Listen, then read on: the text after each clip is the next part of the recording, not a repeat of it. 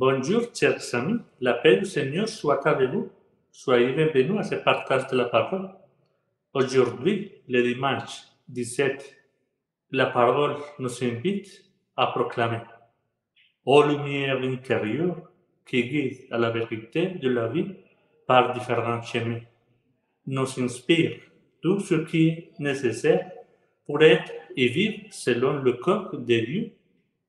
Éclaire-nous afin que nos pensées et nos paroles soient cohérentes avec les aspirations et les bénédictions que les Saintes Écritures inculquent à nous. L'Évangile, c'était de Saint Luc, chapitre 10, verset 38 au 42.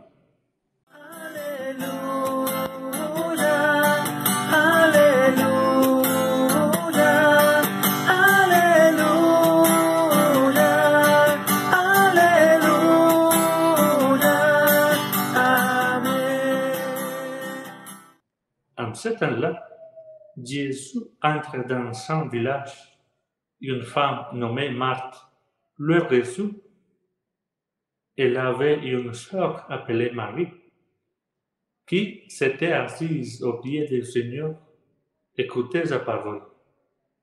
Quant à Marthe, elle était accaparée par les multiples occupations du service.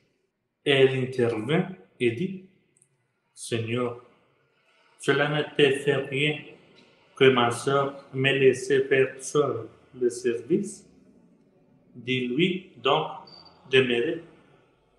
Le Seigneur lui répondit, Marthe, Marthe, tu te donnes du souci et tu t'agites pour bien des choses.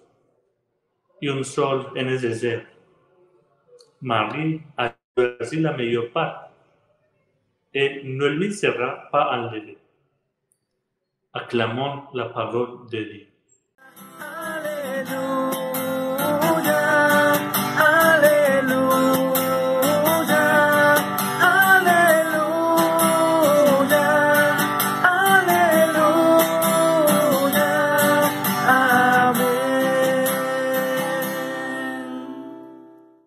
Chers amis, par cette réflexion de l'Évangile d'aujourd'hui, nous pouvons choisir trois idées.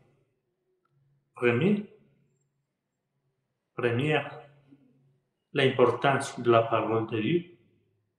Le premier commandement de la loi est celui-ci. Écoute Israël, l'Éternel notre Dieu, l'Éternel est ton nom. Ce commandement conserve également toute sa force dans le Nouveau Testament. Pour cette raison, sans une écoute constante de la parole de Dieu, une vie chrétienne authentique ne peut se construire. Deuxième idée, la surprenante nouveauté de Jésus. À l'ère de Jésus, la parole de Dieu est exclusive aux hommes et jamais aux femmes. On disait autrefois, il vaudrait mieux que la Torah disparaisse dans les flammes avant d'être donnée à la femme. Maudit soit le père qui enseigne la Torah à sa fille. Eh bien, dans ce contexte, une femme apparaît assise au pied de Jésus, écoutant sa parole. Jésus apparaît comme le maître et Marie comme disciple. Sa sœur proteste. Vous occupez un poste qui ne vous appartient pas. Ce que tu dois faire, c'est assumer ton rôle de femme et venir m'aider à préparer la nourriture. Et cette protestation l'élève à Jésus. Et Jésus, loin d'être d'accord avec elle, les réprimande affectueusement. Marthe, Marthe, je te vois piégée par tes casseroles et des poêles. Jésus voulait que Marthe profite de la même opportunité que Marie. Le vrai fils de Dieu était dans sa maison et elle avait la vaisselle et les marmites au lieu de l'écouter. Quel dommage! La femme doit aussi avoir accès au monde de l'esprit, au monde intellectuel, au monde de la parole de Dieu. Marie a choisi la meilleure part. C'est le grand pas que Jésus fait par rapport aux femmes. Maintenant, nous comprendrons mieux que Jésus n'a pas accepté ce beau et sincère compliment d'une femme de la vie. Heureux les saints qui t'ont élevé et les saints qui t'ont nourri. Jésus ne peut pas accepter que sa mère soit réduite à des seins et du ventre, c'est-à-dire à élever des enfants et à bien s'occuper de la cuisine. C'est pourquoi il dit, heureux ceux qui écoutent la parole de Dieu.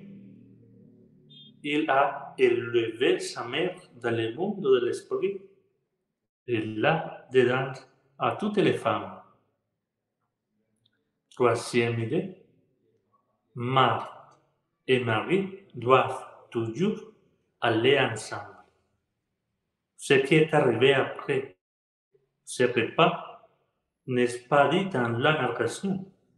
Je suis convaincu que Jésus a fait l'éloge de ce bon cuisinier qui lui avait préparé un repas exquis et elle avait sorti les meilleurs nains. C'est une façon de lui montrer qu'il l'aimait. Mais tout au long du repas, Jésus a eu le temps de dire aux 2 sœurs que chaque femme doit développer son merveilleux monde intérieur, ses qualités, sa créativité, sa fantaisie. Elle doit se réaliser pleinement en tant que femme, avec les mêmes droits et la même dignité que l'homme. J'ai l'impression qu'une fois cette belle conversation à table terminée, Marie irait volontiers laver la vaisselle et débarrasser la table, tandis que Marthe resterait un moment avec Jésus pour savourer cette expérience que Marie avait eue avant de manger. Marthe et Marie, ensemble et sans séparation absurde, incarnent 2 attitudes que tout chrétien, homme ou femme, devrait avoir.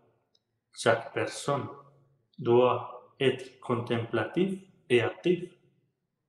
L'accueil doit être accompagné du service, à la manière d'Abraham, qui, en accueillant et en servant des étrangers, sans le vouloir, a accueilli Dieu lui-même.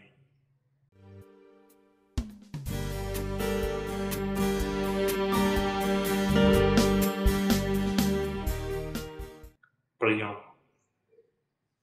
Seigneur, aide-nous à te servir comme tu le souhaites, non pas pour démontrer nos capacités à tout le monde, mais pour répondre avec appréciation et amour à tout ce que tu fais continuellement pour nous.